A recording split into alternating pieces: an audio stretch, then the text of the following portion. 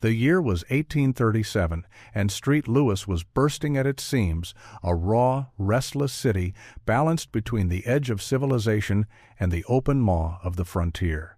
From the levee, you could hear the clang of iron-rimmed wheels on cobblestone, the bawl of oxen, and the deep bellow of the Mississippi steamers easing in from New Orleans. The air stank of river mud, bear grease, and whiskey. Traders shouted in a dozen tongues, clerks hustled crates marked for the Missouri, and steamboat men cursed the sandbars like they were living things. St. Louis was the crossroads of the wilderness, then the last place a man could buy his powder, salt, and bacon before disappearing into the ungoverned world of mountains, rivers, and snow. Men came down from the high country with their beaver pelts and frostbitten fingers, and they left again with coffee, whiskey, and half a promise to never return. Among those faces, hard, wind-cut, and burnt by years under the sun, was one that didn't quite fit. Ephraim Kincaid, though most called him Woody, looked like a trapper only until you saw his hands. They were calloused, yes, but delicate in movement, careful the hands of a man who had built more than he had destroyed. He'd spent 12 years among the high ranges, trading and trapping from the Green River country clear to the Great Salt Lake Basin. He'd known Jim Bridger in his younger days, had hunted buffalo along the same routes Jedediah Smith once traced before the Mojave Sands claimed him. Yet, unlike Bridger, who could talk the paint off a barn with his yarns, Woody kept mostly to himself, head down, eyes always working over some idea only he could see. He was known in the forts and trading posts as the man who could fix anything that could be broken. Traps, rifles, kettles, powder horns, didn't matter. If you handed him a problem, he'd study it a long while, run a finger over the grain or the gear, and then find a way to make it right. But lately, that ingenuity had turned toward something that made even the hard-bitten mountain men laugh until their ribs ached. A revolver made of wood. Now, in those days, the idea of a repeating pistol was still a curiosity.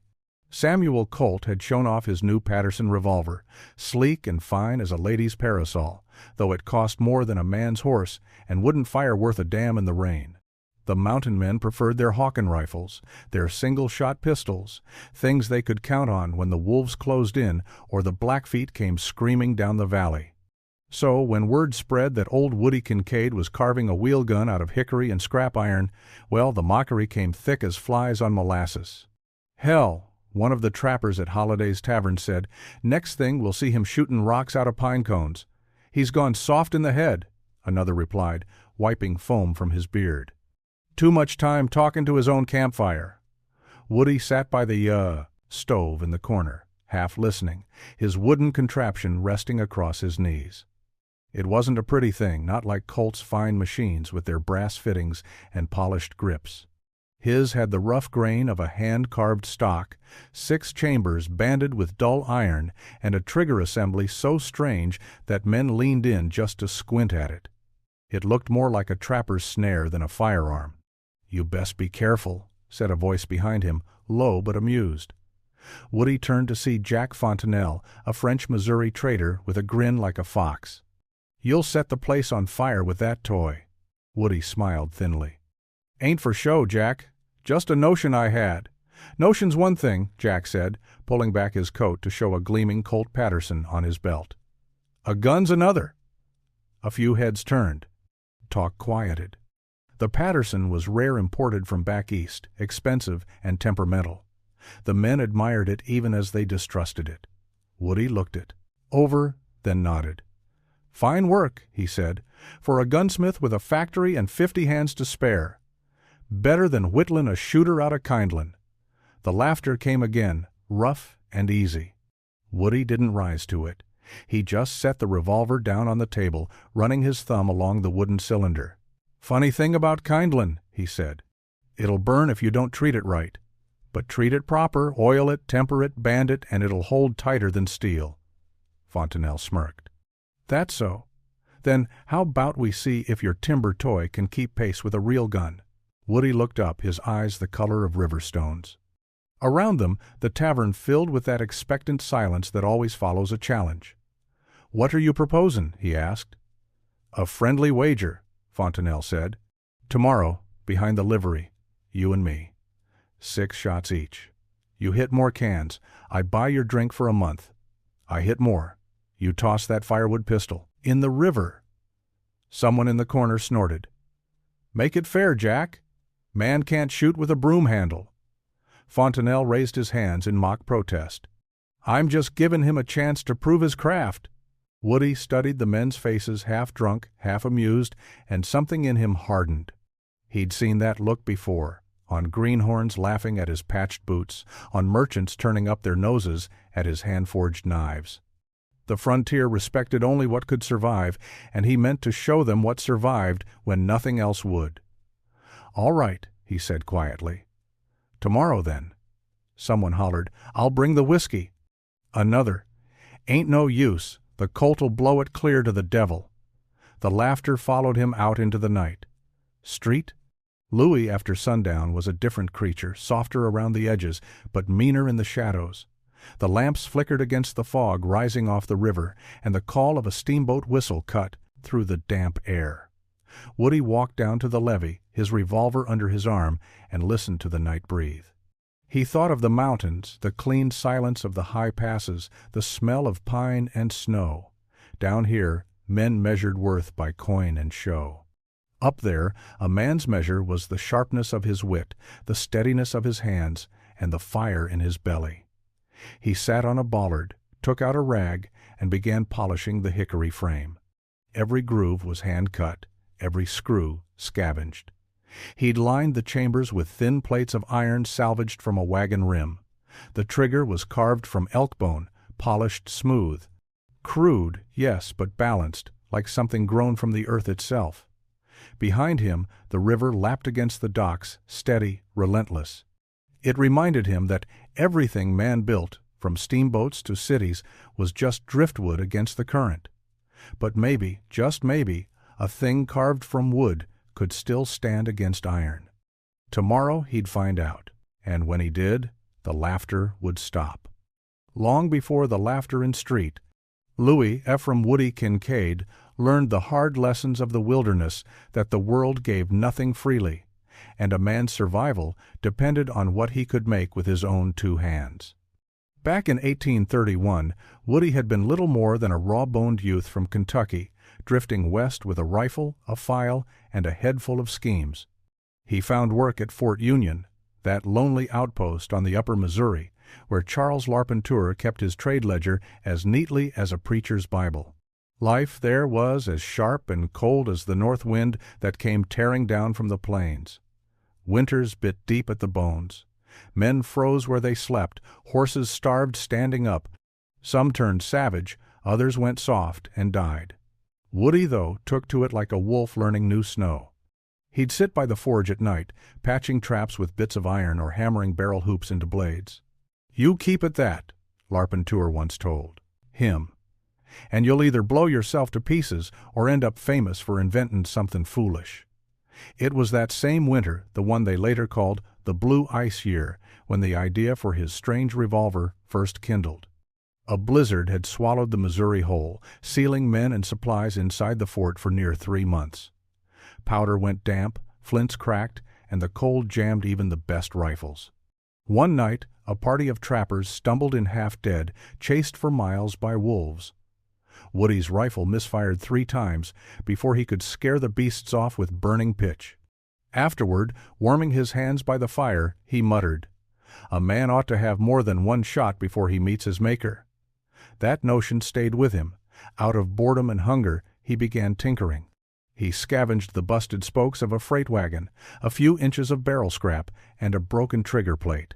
He shaped them with his knife, filing the wood smooth as bone, cutting notches for a turning wheel. His comrades laughed at first, called him the carver, said he was whittling his way into madness. But Woody worked on, tongue clenched between his teeth, shaping, sanding, testing. In Larpenteur's journal, there's a short line from that winter. Kincaid is building some manner of repeating gun.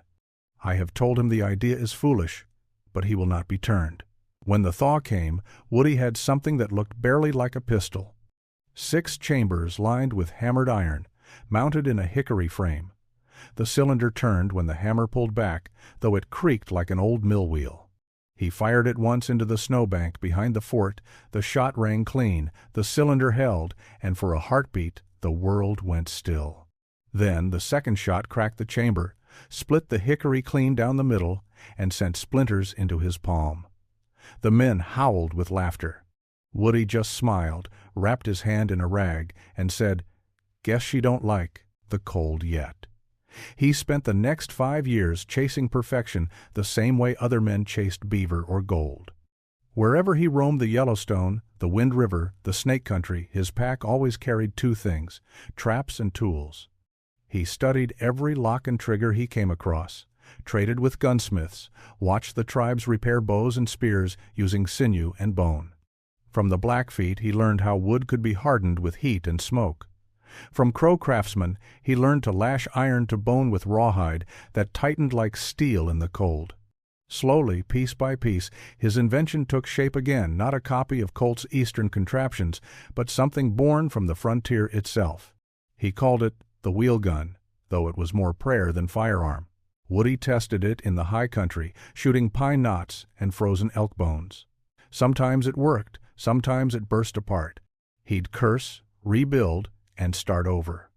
In his rough notebook, a few surviving pages found. Later, among his effects, he wrote, "A gun must breathe with the man that holds it. Iron alone is too cold, wood alone too soft. Together they make sense like flesh and bone." By 1836, the fur trade was beginning to crumble. The beaver were thinning, silk hats had replaced felt in Europe, and trappers spoke of moving south or turning to farming. The old legends, Bridger, Carson, Beckworth, were already names men told by campfire light. But Woody stayed on, wandering between forts like a ghost of the trade's dying days. Those who met him remembered a quiet man with a tinkerer's soul and a rifle that looked wrong but shot true. They said he could fix a snapped mainspring with a horseshoe nail and trade whiskey for iron scrap with a grin. Yet when the time came to head back east for supplies, Woody hesitated. He'd spent half a lifetime in the wild, but he needed tools, real ones, to finish his masterpiece. So he sold his winter's catch of pelts, packed his gun parts in a chest, and took a steamer downriver toward St. Louis. He'd left the mountains behind for now, but he carried their spirit with him, that stubborn, snow-hardened refusal to quit. And when the steamboat whistle screamed across the brown water of the Mississippi, Woody Kincaid looked toward the city lights and whispered to himself, "Let's see if they'll still laugh when it fires 6 straight." The summer of 1838 found the mountains alive again, the trails greening with thaw, the rivers swollen, the air thick with the smell of spruce and camp smoke. From the Platte to the Green, the men of the mountains were on the move, driving mules heavy with packs, trailing strings of horses, and heading for the grandest gathering of them all, the Rocky Mountain Rendezvous. It was more than a marketplace. It was a homecoming for every breed of frontiersman. Trappers, traders, half-breeds, and free trappers, all bound by the long, hard solitude of the high country. Once a year they met in some wild valley to sell their pelts, trade for powder, and lose themselves in a season of liquor, lies, and laughter. That year the Green River Rendezvous lay in a basin ringed by snow-crested peaks. Bright lodges of the Crow and Shoshone dotted the meadows. Traders' wagons formed rough corrals, stacked high with blankets, rifles, beads, and whiskey kegs. You could walk 100 paces and hear 5 languages: French, English, Crow, Sioux, and Spanish. Into that swirling storm of humanity rode Ephraim Woody Kincaid, his mule carrying only a few traps, a pack of tools, and something wrapped in oiled hide, the latest version of his wooden revolver. He hadn't come for celebration. He'd come to test what he'd built. The old hands noticed him first. Jim Bridger himself, broad-shouldered and bright-eyed, was trading horses near a whiskey wagon when Woody arrived. Bridger clapped him on the back and said, "Kincaid, I thought the Blackfeet had eaten you years ago." "Not yet," Woody said. "They've got more sense than that." Bridger laughed, a booming sound that rolled like thunder over the camp. "You still fiddlin' with that fool gun of yours?" Woody just smiled, made a few improvements. Bridger winked. "You'd best keep it away from the whiskey. It might catch fire." News spread fast through the camp that the quiet trapper from the upper Missouri had brought back his miracle gun. By nightfall, when the moon climbed over the ridge, half the rendezvous had gathered to see it. They built a fire near the traders' tents, the light flickering across weathered faces and rifles propped in the dirt. A keg was rolled forward, cups passed around, and soon the air filled with the rowdy, unfiltered humor of men who'd survived too much to stay solemn long. "Let's see it, Woody," someone called. "The famous woodpecker pistol." He unwrapped it carefully, laying the revolver across his knees. It was a finer piece than the one he'd shown in Street Lewis. 6 iron-banded chambers, a hand-forged hammer, the hickory frame oiled till it gleamed like amber in the firelight. The crowd pressed closer. A few laughed. One man, a loud-mouthed hunter named Caleb Rourke, whistled. "Looks like something a beaver chewed on." Another piped up. "Does it shoot or just splinter?" Woody kept his voice even. "She shoots straight if the hand behind her does." Rourke grinned, drawing his own pistol, a genuine Colt Patterson, shiny and proud. "This here's what they call progress, Kincaid. Iron, not kindlin'. I'll wager my Colt could outshoot your whittled toy any day." The crowd howled approval. Bridger, leaning against a crate, chuckled and said, "Careful, Caleb. He's liable to throw splinters at you." Rourke puffed his chest. "I'm serious. 100 beaver pelts says my Colt shoots tighter and faster than that wooden contraption." Now even the whiskey traders turned their heads. A wager that size meant something. The rendezvous loved nothing better than a test of pride rifle matches, horse races, knife throwing. This was different, though. This was the Old West laughing at the New. Woody rose, his revolver in hand. "You've got yourself a bet," he said quietly. The next morning, the camp was buzzing like a hornet nest. The crowd gathered in a flat stretch of sagebrush meadow where they'd lined up tin cups and bottles on a log 50 paces away. The early sun glinted off rifle barrels and the silver rings of the traders' wives. The mountains stood silent, watching. Rourke strutted forward first, spinning his Colt with a flourish. "Watch close, boys," he shouted. "This is what real gunsmithing looks like." He fired. The Colt barked loud once, twice, then jammed. He cursed, adjusted, and fired again. 3 hits out of 6. Respectable, but not perfect. "Still enough to bury that woodpecker?" someone muttered. Woody stepped up next. No flair, no boasting.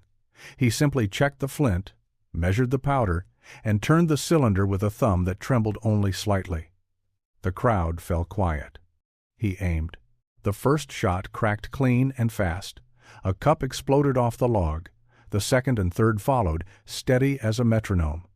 By the 5th, the men were leaning forward, breath held. When the 6th and final shot rang out, 6 empty spaces marked the log. Silence. Then a slow murmur, like wind moving through grass. Rourke stared at the hickory revolver in disbelief. "That," he stammered, "that ain't possible." Woody just blew the smoke from the barrel and said, "She's temperamental, but she's honest." Bridger roared with laughter. "By God, he's done it! Outshot a Colt with a tree branch!" The crowd broke into cheers, some slapping Woody's shoulders, others shaking their heads in wonder. The laughter that had followed him from Street Lewis to the high country was gone, now replaced by something quieter. Respect, maybe, or awe. Later that night, by the fire, Rourke brought him a bottle. "You made your point, Kincaid. A man can't argue with what he's seen." Woody took the drink, nodded once, and said, "It ain't about beating another man's gun. It's about making something work when it shouldn't." The words hung there, simple but true, a creed born of the wilderness itself. Somewhere beyond the circle of light, a coyote yipped. The wind stirred the flames. And as the trappers laughed and sang deep into the night, Woody sat quiet, his hand resting on the wooden revolver beside him, the firelight flickering along its strange, perfect grain. For the first time in years, he allowed himself a smile. Morning broke cold and clean over the Green River basin, the air sharp as flint. A thin ribbon of mist clung to the water, curling around the cottonwoods like ghostly smoke. The valley, which only hours before had echoed with laughter and song, now held a different kind of silence, the hush that comes before a test of truth. Ephraim Woody Kincaid rose before dawn. He knelt by the fire, fed it with chips of dry pine, and watched the sparks twist upward. He'd barely slept. The faces of the crowd, the challenge, the impossible expectation, they rolled through his mind like a restless river. He wasn't worried about losing. He was worried about the gun. It had never fired 6 shots in a row without complaint. A split in the hickory, a cracked chamber, a touch too much powder, any of it could turn triumph to tragedy. He took the revolver from its wrap. The hickory gleamed in the first gray light, oil-dark and scarred. The iron bands were uneven, but tight. Every piece was hand-cut and hand-fitted, no factory mill, no blueprint. Just a man's mind, shaped by hunger, cold, and long seasons alone in the high country. As he checked the cylinder, Jim Bridger approached, pipe smoke trailing behind him. "You sure about this, Woody? Ain't no shame in letting the East keep its toys." Woody smiled faintly. "If the East wants to build machines, let 'em. I build things that work in the snow." Bridger chuckled. "You always were a stubborn cuss." He slapped Woody's shoulder and walked off toward the growing crowd. By the time the sun topped the ridge, the whole rendezvous was awake. Hundreds of trappers, traders, and Indians gathered along the meadow's edge. The crows stood silent and curious. The French voyageurs shouted bets in their thick accents. Whiskey jugs passed from hand to hand.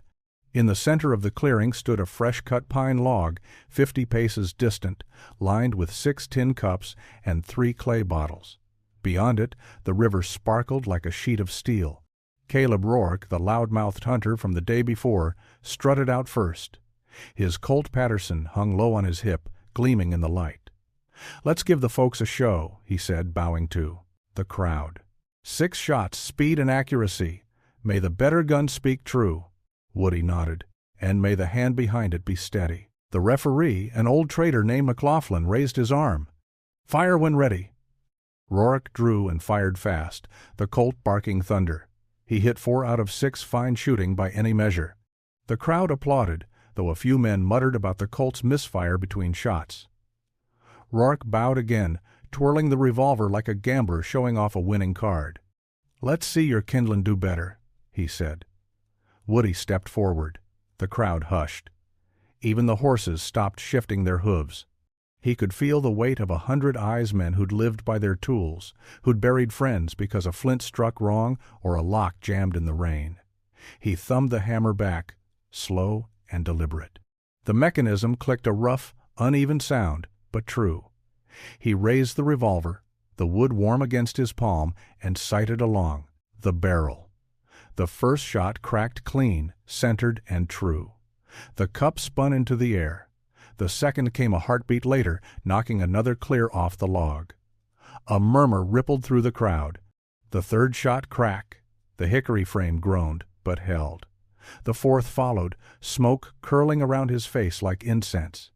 He felt the rhythm now, the old heartbeat of the wilderness guiding his hand. When the 6th shot thundered out, the last tin cup shattered. Silence. Then, from somewhere near the back, Bridger's booming laugh broke the stillness. "By God, the wooden wonder wins again." The crowd erupted, cheering, whooping, stomping boots. Men clapped Woody on the shoulders, shouting for him to show the gun, to prove it wasn't some trick. Rourke stood speechless, his pride collapsing faster than his wagers. He finally managed to grin and said, "Well, I'll be damned. Guess I owe you 100 pelts." Woody handed him the revolver. "Take a look. She's no trick." Rourke turned it over in his hands, eyes narrowing at the craftsmanship. "Ain't right," he muttered. "Ain't possible." "It's wood and iron," Woody said softly. "The trick's not in the metal, it's in the man that shapes it." That line spread through the camp like wildfire. Before long, every trader and trapper was repeating it. The trick's in the man that shapes it. That night, the rendezvous became legend. Whiskey flowed, fiddles sang, and men who'd mocked Woody a day before now toasted his name. Around the fires they told the tale with growing exaggeration, how the hermit gunsmith from the upper Missouri outshot a Colt with nothing but a tree branch and grit. Someone carved a crude likeness of the revolver into a pine log. Someone else dubbed it the hickory wheel gun. Even Bridger, half drunk, slapped Woody's back and said, "You've done something no man's gonna believe 50 years from now. Best you keep that gun close or the Smithsonian'll come looking." Woody laughed, but deep down he felt uneasy. The revolver had held but just barely. Beneath the iron bands, a faint hairline crack ran the length of the frame. He knew it wouldn't last forever. Later, when the fires burned low and the songs faded to murmurs, he sat alone by the river. The moon shimmered on the water, pale and cold. He turned the revolver in his hands, tracing the scar in the wood with his thumb. He whispered to himself, "She's got a soul, same as any man. Made from what the mountain gives strong, but not eternal." A gust of wind stirred the grass. The mountains loomed dark and vast, indifferent to human triumph. Somewhere out there, beyond the flicker of the fires, the wilderness waited ready to test him again. And Woody Kincaid, master of the impossible, smiled into the darkness, knowing his greatest test was yet to come. When the last echoes of the Green River rendezvous faded into the mountains, Ephraim Woody Kincaid should have been just another name lost in the wind. But the frontier had a way of keeping stories alive, especially the kind that sounded too impossible to be true. Within months, trappers drifting down from the Wind River country carried tales of the man with the wooden gun. By the time they reached Fort Laramie, the story had grown taller than a lodgepole pine. Some swore Woody carved his revolver from lightning-struck timber. Others claimed he'd lined the barrel with silver taken off a dead Spaniard. A few said he'd sold his soul to the devil for a gun that never misfired. At Bent's Fort, merchants laughed and passed the tale along to travelers bound for Santa Fe. By the time it reached Independence, Missouri, the hickory wheel gun was legend half miracle, half madness. But for Woody himself, life after the contest was quieter, harder. Fame meant nothing to him. The men who'd mocked him now sought him out, begging for a look, a design, a lesson. He refused every offer. "I ain't no armory," he'd say. "Ain't no factory man." He believed the revolver's power came not from clever parts, but from necessity, the frontier's cruel tutor. He spent that fall repairing traps and rifles for the traders heading back upriver. Though his revolver had outshot a Colt, it was far from perfect. The hairline crack that had begun at the rendezvous deepened. The hickory warped in the late summer damp. The iron bands rusted where the river mist kissed them. Woody patched it again and again, as if refusing to let the myth die before the man did.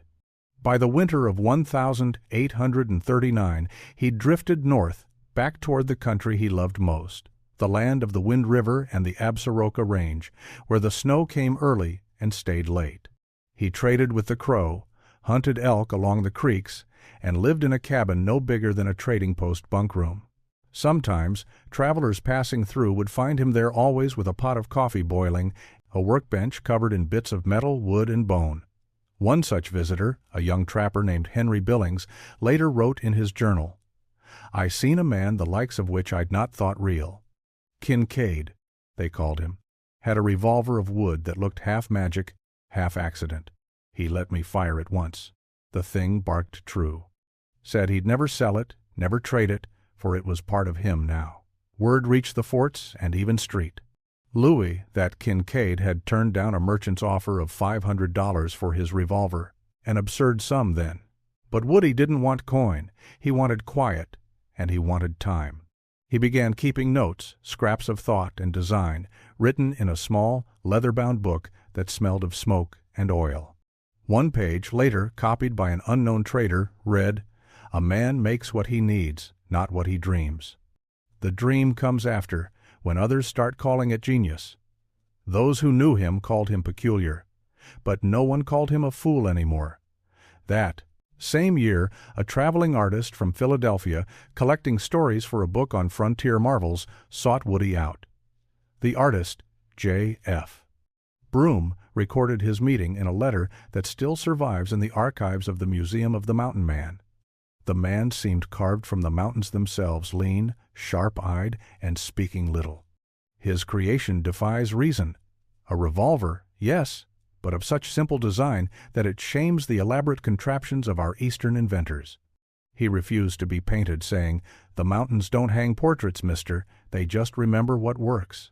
Broom's sketches of the hickory wheel gun were later printed in a Street Louis newspaper, and for a brief time Ephraim Kincaid was known across the territories. Scholars, inventors, and tinkerers speculated about the mechanism. Colt's agents scoffed.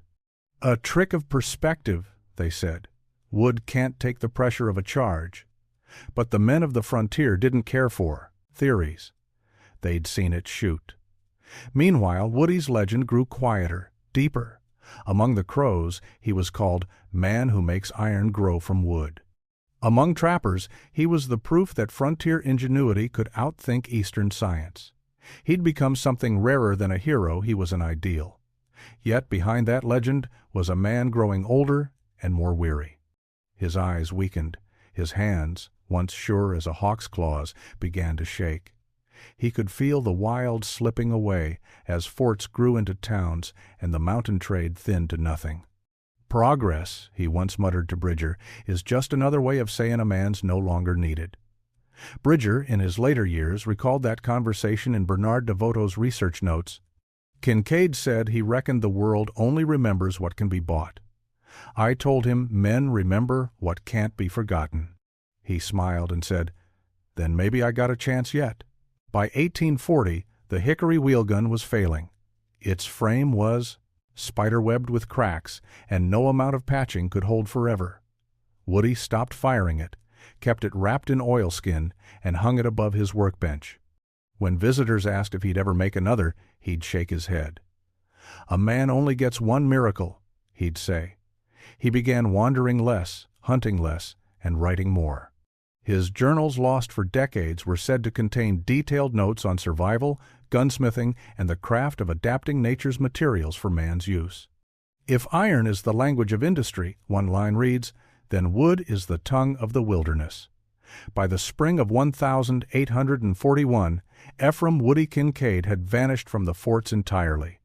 Some said he went north toward the Yellowstone.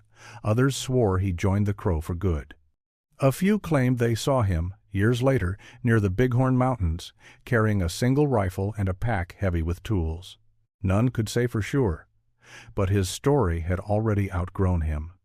And in that wide, merciless land, where legends froze as fast as footprints, the man behind the myth had become something greater, a whisper carried on the wind, reminding every soul who came west that even wood could outlast iron when a mountain man's hands willed it so. The winter of 1841 came early to the Absaroka Range, cruel, white, and endless. Snow drifted as high as cabin roofs, and the wind never stopped screaming through the pines. The old-timers said it was the hardest freeze in 20 years, hard enough to crack stones and drive even the wolves to silence. Somewhere in that vast wilderness, Ephraim Woody Kincaid made his lonely stand. He'd gone into the high country late that autumn, chasing elk sign and solitude. He told a passing Crow band he meant to winter in a narrow valley west of the Wind River.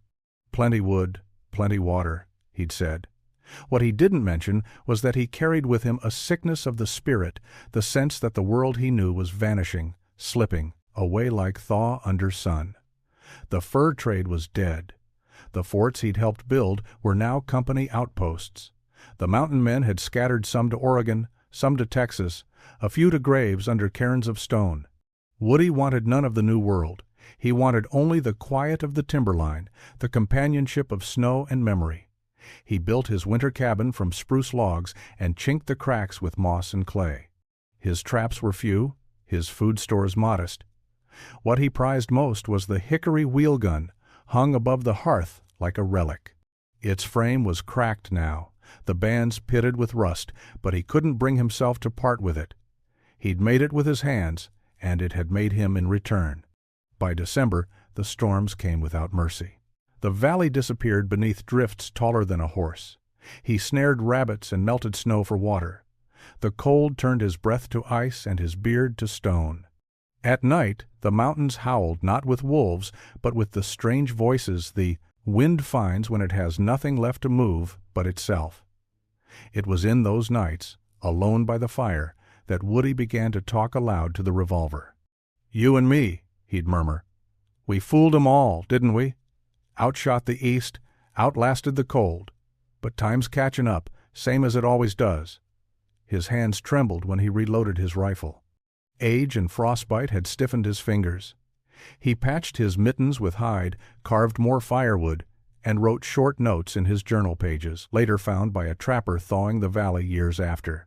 Snow unending. Elk moved south, hands too stiff for carving. Still, the world's beautiful. I think often of Bridger. Of the Green River? Wonder if they still tell the story.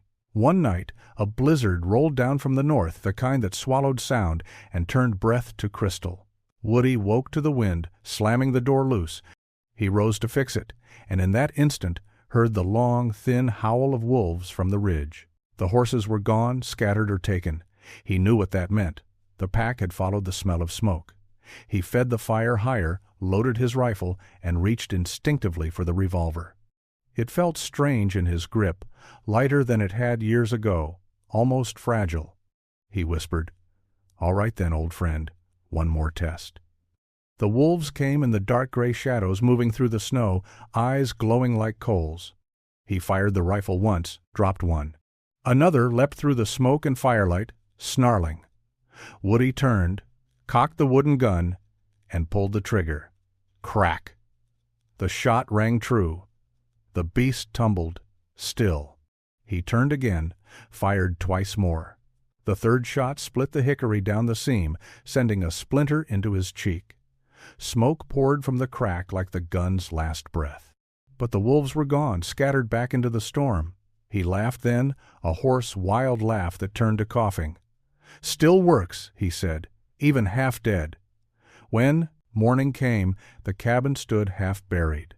Woody cleaned his wounds, patched the revolver as best he could, and set it back above the hearth. His firewood was running low. His body felt weak. Still, he refused to leave. Weeks passed. The storms worsened. In his final entries, those fragile pages later, copied by scholars, he wrote, "January 28th, cold beyond measure. Hickory split again. Tried binding it with sinew, but the wood's tired. Like me. If this storm don't lift, it'll take me too. That's all right. Every man's got his season. I reckon mine's run long enough." The last page was smudged by smoke and what might have been blood. When spring thawed the passes, a band of crows found his cabin. They buried him in the snow meadow, wrapped in elk hide, with his revolver laid across his chest. One of them, who'd known him years before, carved a single word into a nearby pine, "Maker." Years later, in the Rocky Mountain Fur Trade Journal, a trader recorded the discovery of a wooden firearm, remarkably preserved, believed to have belonged to a frontiersman named Kincaid. The weapon was split clean through, its cylinder rusted fast. Still, the craftsmanship was unmistakable, the work of hands that had built not for beauty, but for endurance. And so ended the winter of the wooden gun, not in glory, but in quiet defiance. For even as the storms buried his cabin and time buried his name, Woody Kincaid's creation lived on proof that in a land where men froze, starved, and vanished without trace, a single spark of ingenuity could still outlast the cold. Spring came late that year, but when it did, the high passes opened like gates of light after months of darkness. The meltwater thundered through the canyons, carving away the silence that winter had built. It was then that a party of crow hunters stumbled upon the little cabin in the Absarokas. They found Ephraim Woody Kincaid seated by the fire pit, his body long gone, to stillness. His head bowed as though asleep. The revolver lay across his knees, split clean through but lovingly wrapped in sinew. The fire had burned out weeks before, yet the cabin remained untouched, the wilderness too respectful to claim what it understood as one of its own. The crows buried him there, in the snow meadow beside a stream that sang through the thaw. They laid his tools beside him, his knife, and the hickory revolver. On a pine above the grave they carved one word, Maker, and that might have been the end of him, if not for the stories. By 1845, the fur trade was little more than memory, yet tales from that dying age still traveled the steamboats and wagon roads east. In taverns along the Missouri, trappers spoke of a man who'd built a revolver out of wood and made it sing truer than steel. Some laughed, others swore they'd seen it. The name changed in the telling, sometimes Kincaid, sometimes Woodrow, sometimes the gunsmith ghost of the Absarokas. When the Rocky Mountain Fur Trade Journal printed a short piece on an ingenious mechanic lost in the snows, the legend took root. The editor had acquired second-hand sketches of the strange weapon copied from a Crow trader's drawing. The report was brief but reverent.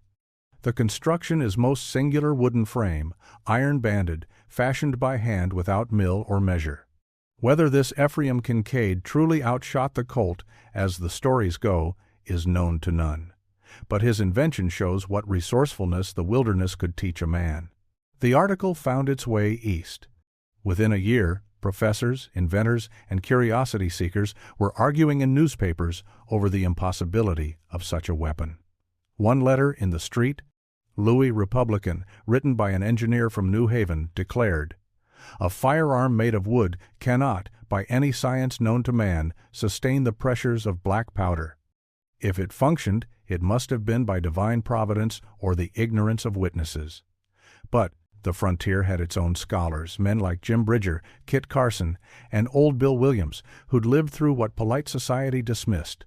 When Bridger was interviewed in Leroy Hafin's collection years later, he chuckled and said, "They can call it fancy all they like. I seen that wood gun shoot. Fact is, Kincaid made something from nothing. And that's about the only miracle the mountains ever gave us." In 1851, a wagon train bound for Oregon stopped at a small trading post near the Bighorn River. Among their goods, a young trader displayed a peculiar relic, a revolver frame carved from dark hickory, cracked but whole, the iron cylinder fused solid with rust. He claimed it had been found in an old cabin up the valley. The story spread like prairie fire. For years after, it passed from hand to hand, traded for whiskey or admiration, until it reached street. Louis, once again. There, a museum curator, an earnest man named William Bartlett, purchased it and mounted it, behind glass. The small placard read, "Hickory Revolver, circa 1838. Believed to have belonged to mountain man Ephraim Kincaid, legendary gunsmith of the upper Missouri. Said to have outshot the Colt Patterson at the Green River Rendezvous. Provenance uncertain." Visitors marveled. Some shook their heads. Others simply stared at the cracked wood and wondered what kind of man could have made it. Bartlett later wrote in his notes, "I do not know if it ever fired 6 true shots, but I know this. When I hold it, I feel the pulse of a world that refused to quit." That, perhaps, is proof enough. Through the years, Kincaid's name was resurrected every generation or so whenever America felt the pull of its rough beginnings. During the centennial of 1876, journalists rediscovered him as a symbol of frontier genius. In the 1922nd, reenactors at the First Museum of the Mountain Man in Wyoming displayed a reproduction of the hickory wheel gun. And in the Rocky Mountain Fur Trade Journal, modern historians still debate whether the weapon ever truly existed or whether it was the perfect myth for an imperfect nation. Even the American Mountain Men Association, AMM, keeps a file on him thin but respected. Their records include a single quote from an unnamed source, carved once onto a cabin beam found near the Absaroka foothills. When iron failed, he built with what the mountain gave. To this day, no scholar can say with certainty where fact ends and legend begins. Some claim the hickory revolver displayed in Pinedale's Museum of the Mountain Man is genuine, though age and varnish have erased its secrets. Others believe it was a clever hoax, an object crafted later to fill the gap between memory and need. But those who live close to the land, who've seen a man survive on less than hope, tend to believe They say that sometimes, on winter nights, when the wind sweeps down the slopes, you can hear a single gunshot echo across the ridges, sharp, defiant, and gone in an instant. The old-timers up in Fremont County will nod and say, "That's Kincaid, keeping his aim straight." Maybe they're right, or maybe the sound's just ice breaking in the timber. But the legend remains of a man who proved that ingenuity mattered more than tools, that courage outlasted comfort, and that even wood could stand against iron if the heart behind it was strong enough. On that wide frontier, the historian Bernard DeVoto once wrote, "A man's worth was not in what he bought, but in what he built when no one believed he could." No words could fit Ephraim Kincaid better. He built what shouldn't have worked, and in doing so, he became what the frontier always demanded, most a maker of the impossible.